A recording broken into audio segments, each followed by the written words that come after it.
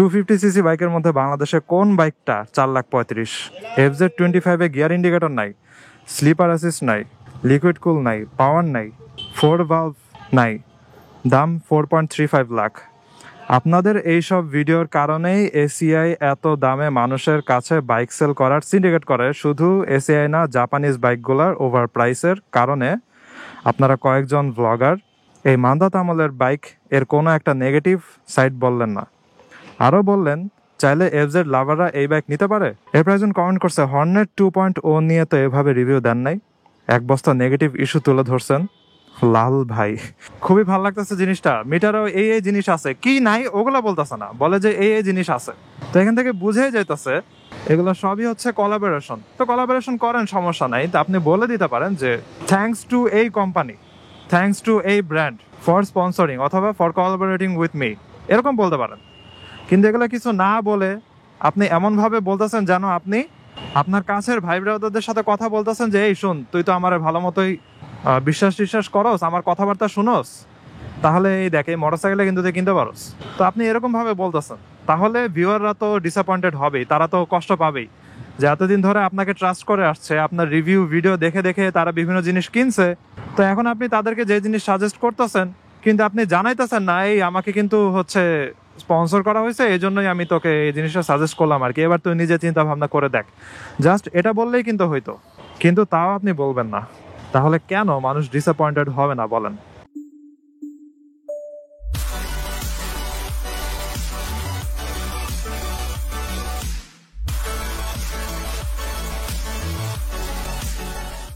এই what is going on? এখন বাজে হচ্ছে দুপুর 12:15। রেকর্ড কি হইতেছে? ইয়েস। এখন আমি বের হয়ে যাবো, একটু মহাখালীর দিকে যাবো, মোটরসাইকেল স্টার্ট দিই। দিনের প্রথম স্টার্ট, কিক স্টার্ট। ওয়েল, আপনারা সবাই জানেন আর কি, বাংলাদেশের বলা যায় মোস্ট মোটরসাইকেল এনথুজিয়াস্ট সবাই অলরেডি জানার কথা যে কালকে লঞ্চ হয়ে গেছে Yamaha FZ25, not FZS, FZ25, যেটা 2020-তে ইন্ডিয়াতে ডিসকন্টিনিউ করে দেওয়া হয়েছিল, কারণ বাইকটা টোটালি ফ্লপ খাইছিল। ফ্লপ খাওয়ার অনেকগুলো কারণই আছে, তার ভিতরে বড় কারণ আপনি বলতে পারেন মিটারটা তেমন ভালো না, গিয়ার ইন্ডিকেটর পর্যন্ত নাই। আর আশেপাশের যে 250cc মোটরসাইকেলগুলো আছে, যেমন মনে করেন জিক্সার 250, তারপরে N250, ওগুলো একটার সাথেও পাওয়ার টর্ক কোনো কিছু দিয়ে হচ্ছে কুলাইতে পারে না। এবং বাঙালিরাও ট্রল করা বলতেছে ফাইনালি 150cc মোটরসাইকেল আসছে FZ এর। তো এই ফ্লপ খাওয়া মোটরসাইকেল যেটার কোনো আপগ্রেড হয় নাই, কিছু না, ওইটা বাংলাদেশে লঞ্চ করলো 4,35,000-এ। কি একটা অবস্থা বলেন? এত টাকা দিয়ে কে কিনবে এমন একটা মোটরসাইকেল যেটার লেটেস্ট ফিচার নাই, কিছু নাই, জাস্ট আছে কমফোর্ট। এবং পাবলিকদের রিয়াকশনও হয়েছে একদম সেই ধুয়া দিতেছে এই মোটরসাইকেলটারে। আমি আপনাদেরকে কয়েকটা পাবলিক রিয়াকশন দেখাই, দাঁড়ান।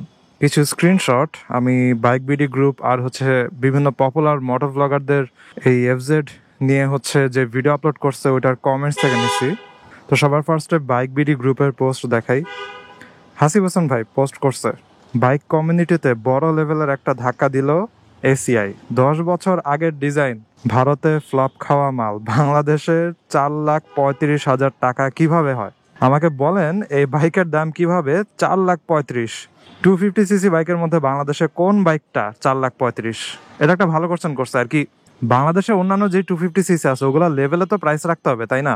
এরপরে এমডি মিনহাজ খান MJ ভাই পোস্ট করছে যে FZ এর দাম 4,35,000, pre booking price 4,28,000, YRC registered মেম্বারদের জন্য 4,23,000। এত সুনামধন্য একটা কোম্পানি, আমার জানা মতে তারা বাইকার বান্ধব, তাহলে সাধারণ বাইকার এবং YRC বাইকারদের জন্য কম বেশি দাম কেন? আমি এখন পর্যন্ত FZ V2 সিরিজ এর একটা এবং MT-15 এর একটা বাইক ক্রয় করেছি এবং ব্যবহার করেছি। কথা হলো আমাদের মতো সাধারণ কাস্টমারের জন্য ডিসকাউন্ট রাখা হলো, তাহলে যারা সাধারণ কাস্টমার বাইকার তাদেরকে কি অবহেলিত করা হয় নাই? Valid question. শুধুমাত্র YRC মেম্বাররা যদি এত ডিসকাউন্ট পায় তাহলে আদার মেম্বারসও একটু ডিসকারেজডই হয়ে যেতে পারে। এরপর একটা পোস্ট করছে যে পানির দামে লঞ্চ হলো Yamaha FZS 250cc, very good. ওইখানে কমেন্ট করছে জোক অফ দ্য ইয়ার। তারপর আরেকটা পোস্ট মেহেদি হাসান সাব্বির ভাই, ভাবা যায় 435K প্রাইসের একটা বাইকের meter, gear and time show করে না। ও আচ্ছা, টাইমও দেখায় না। এর চেয়ে তো 125cc এর বাইকগুলোর মিটার বেশি আপডেটেড। Kind of true. একজন কমেন্ট করছে, বস্তা পচা মালের FZ25 power, torque, slipper clutch, USD suspension, liquid cooling, TFT meter, Bluetooth connectivity একটাও নেই। আর না আছে গল্প করার মতো মাইলেজও নাই। তবে মন খারাপ করবেন না, কারণ এই বাইকটা অনেক কমফোর্টেবল, খুবই আরামদায়ক। আর সারা বছর টুকটাক কাপড় চোপড়, মাস দুয়েক পর পর বিরিয়ানি খেতে পারবেন। You know who. এই বাইকে আছে এমন এক অত্যাধুনিক টেকনোলজি যার নাম হচ্ছে কমফোর্ট। ভুঁড়ির চাপে ট্যাঙ্কি ফাঁক হয়ে গেলে অথবা অফ রোডে গিয়ে চেসিস ভেঙে গেলে কোম্পানির লোক আপনার বাসায় এসে ঠিক করে দিয়ে যাবে। ইয়াস, ট্যাঙ্ক ফাঁকা হওয়ার বিভিন্ন ঘটনার রিপোর্ট আসছিল আগের যে FZ150cc আছে। ওকে, মিটার দেখে অনেকে কমেন্ট করছে বাইক বিডি গ্রুপে যে ক্যালকুলেটরের ডিসপ্লে এর থেকে বড়।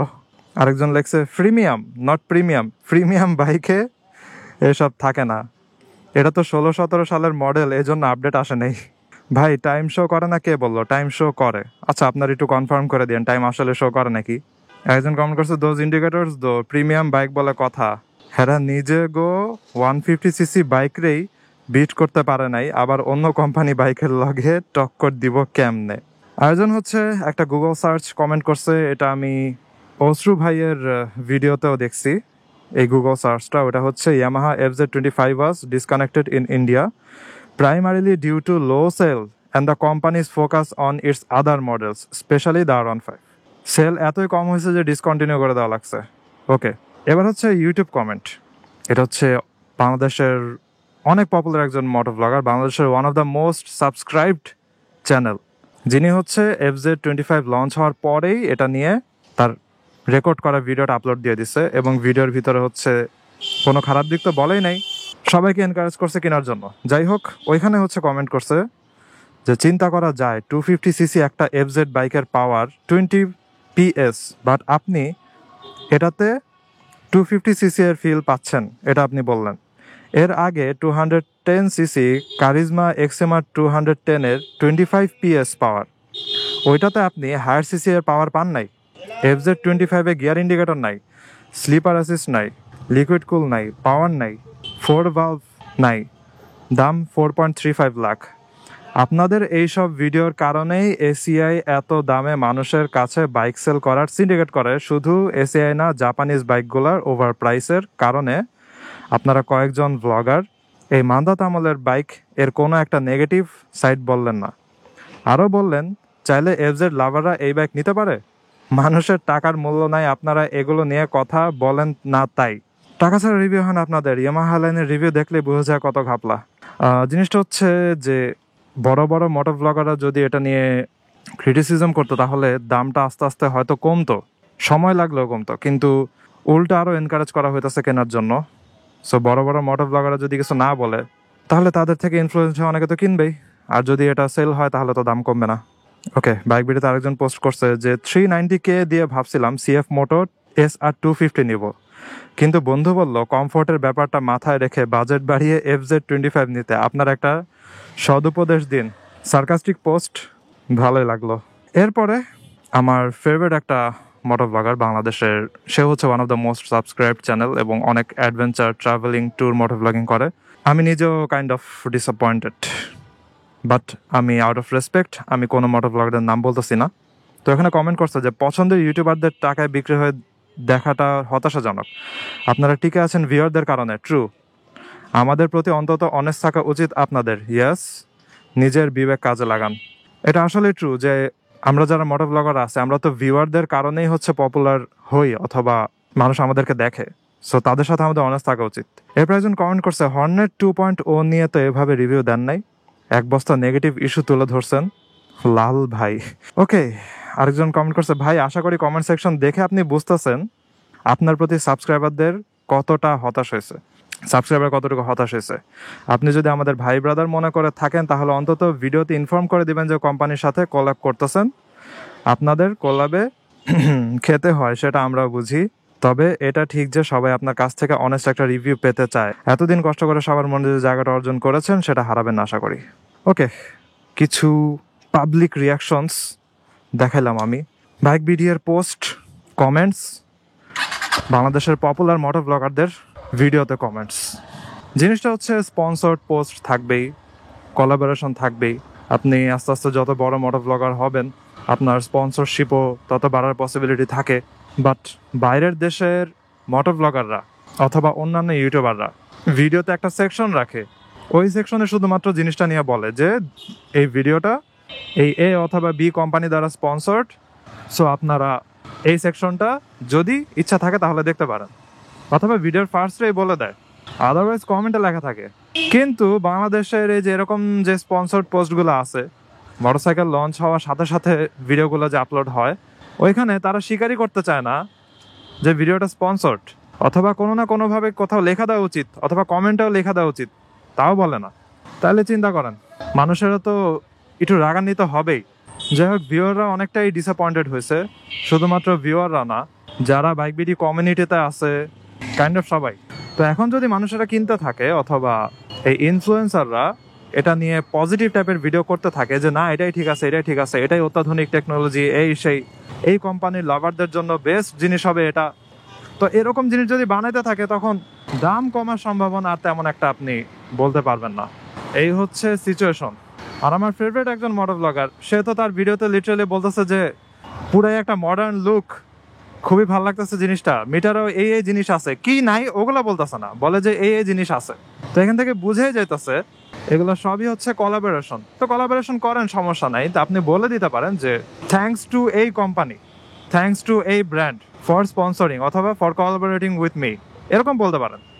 কিন্তু এগুলো কিছু না বলে আপনি এমনভাবে বলতেছেন যেন আপনি আপনার কাছের ভাই ব্রাদারদের সাথে কথা বলতেছেন যে এই শুন, তুই তো আমার ভালো মতোই বিশ্বাস করস, আমার কথাবার্তা শুনোস, তাহলে এই দেখ এই মোটরসাইকেলে কিন্তু তুই কিনতে পারোস। তো আপনি এরকম ভাবে বলতেছেন, তাহলে ভিউয়াররা তো ডিসঅ্যাপয়েন্টেড হবেই, তারা তো কষ্ট পাবেই যে এতদিন ধরে আপনাকে ট্রাস্ট করে আসছে, আপনার রিভিউ ভিডিও দেখে দেখে তারা বিভিন্ন জিনিস কিনছে। তো এখন আপনি তাদেরকে যে জিনিস সাজেস্ট করতেছেন কিন্তু আপনি জানাইতেছেন না এই আমাকে কিন্তু হচ্ছে স্পন্সর করা হয়েছে, এই জন্যই আমি তোকে এই জিনিসটা সাজেস্ট করলাম আর কি, এবার তুই নিজে চিন্তা ভাবনা করে দেখ। জাস্ট এটা বললেই কিন্তু হইতো, কিন্তু তাও আপনি বলবেন না। তাহলে কেন মানুষ ডিসঅ্যাপয়েন্টেড হবে না বলেন? তবে একটা জিনিস ভালো লাগছে যে বাংলাদেশের মানুষেরা এই জিনিসগুলো বুঝে ফেলছে। ওই যে রেড ভাই বলে না, লাল ভাই, তো এই জিনিসগুলো বাংলাদেশের মানুষেরা এখন ইজিলি ডিটেক্ট করতে পারে। পোস্ট ভিডিও যা আছে দেখেই বুঝে ফেলে। তো এটা হতে ভালোই হয়েছে যে আপনি যেই টাইপেরই ক্যামোফ্লাজ টাইপের ভিডিও করেন না কেন, যে মানুষদেরকে বুঝতে দিবেন না যে আসলেই স্পন্সর্ড নাকি স্পন্সর্ড না, লাভ নেই, মানুষরা ঠিকই বুঝে যাবে। এই বাস দুইটা রেস করতে করতে যাইতেছে, এই জন্য আমি খুবই ভয়ে আছি। এই যে দেখছেন কি অবস্থা, এদিকে গেল আবার এদিকে গেল, আবার যেই পিঙ্ক কালারের যেটা আছে ওইটাও এরকম করতেছে। এই জন্য আমি এদের থেকে একটা সেফ ডিস্টেন্স রেখা চলতেছি, কিছু হইলে তো আমি শেষ, ওদের কিছু হবে না। ওই যে এখন গাড়িগুলোকে চাপ দিয়ে বামে যাইতেছে, ওই বাসটাকে আটকাবে সে, এক বাস আরেক বাসটা আটকানোর ট্রাই করতেছে আর কি। এই যে পিঙ্কটা দিছে দৌড়, এখন আরেকটাও দিবে দৌড়। দেখেন বিজয় সরণির মোড়ের সামনে তারা থামাইতেছে বাস, কি অবস্থা। যাক, এগুলো তো এলিভেটেড এক্সপ্রেসওয়েতে চলে যাবে, আমি বামে দিয়ে ঢুকে যাই, আমি চলে যাব জাহাঙ্গীর গেট, ওদিক দিয়ে মহাখালী আমি দৌড় দিব। ওই যে উপরে দিয়ে হেলিকপ্টার যায়, তাদের জন্য জিনিসটা ভালোই, নিচের দিকে তাকায় তাকায় জ্যাম দেখে আর আমরা জ্যাম সাফার করি। ওকে, বিজয় সরণি পার হয়ে গেছি, দেখছেন ডান দিকে কি লেভেলের জ্যাম। তো আজকে জাস্ট এই জিনিসটা শেয়ার করার জন্য ভিডিওটা করলাম। এরপর আমি একটা কম্পারিজন টাইপের ভিডিও করব, যে FZ25 ভার্সেস জিক্সার 250 অথবা FZ25 ভার্সেস N250। এবং কয়েকদিন আগে আমি কিছু ইউটিউবে ইন্ডিয়ানদের ভিডিও দেখছিলাম যে FZ25 এর সাথে জিক্সার 250 এর জাস্ট ড্র্যাগ রেস টাইপের। তো জিক্সার লিটারালি ওকে আর কি উড়া দিয়ে চলে যায়, এরকম অবস্থা। ওইটা করাটাই স্বাভাবিক, কারণ হর্স পাওয়ার টর্ক সব কিছুই বেশি জিক্সারের অথবা N250 এর। ওই যে মানুষরা যে কমেন্ট করছে না, ওই জিনিসটাই আমারও বলতে হয় যে আছে শুধুমাত্র কমফোর্ট, নতুন টেকনোলজি আর কি, টেকনোলজির নাম হচ্ছে কমফোর্ট। ওয়াও, তার মাথায় হেলমেট নাই, পিছনের নাম্বার প্লেট ওটা প্লাস্টিকের অথবা পলিথিনের কিছু একটা, ওইটাও ছিঁড়ে অলমোস্ট পড়ে গেছে। দারুণ, হোয়াট এভার। আজকের ভিডিওটা এখানে শেষ করি, আমি চলে যাচ্ছি মহাখালীর দিকে। মহাখালী ফ্লাইওভারে উঠবো না, নিচের যে রেল ক্রসিং আছে ওইখান দিয়ে চলে যাব। এবং নেক্সটে এ রিলেটেড কয়েকটা ভিডিও করব এবং কম্প্যারিজন টাইপের, তাহলে আপনারা যেন বেটার কিছু চয়েস করতে পারেন অথবা চিন্তা ভাবনা করার জন্য ভালো একটা রিসোর্স পাইতে পারেন। তো I hope you guys like this video, and if you are watching me for the first time, you can subscribe. তো see you in the next round, ভালো থাকেন, সাবধানে রাইড করেন, tata. I wake up to a little bit of drool on my pillow, feel like it's gonna be a bad day. Yeah, I'm tired of shit, and the coffee ain't hit yet, damn, ain't that great. I don't wanna go to work, cause my boss is a jerk, and I'm not even that paid. I need a change in my life, cause I don't feel alive, and there's nothing that makes me happy.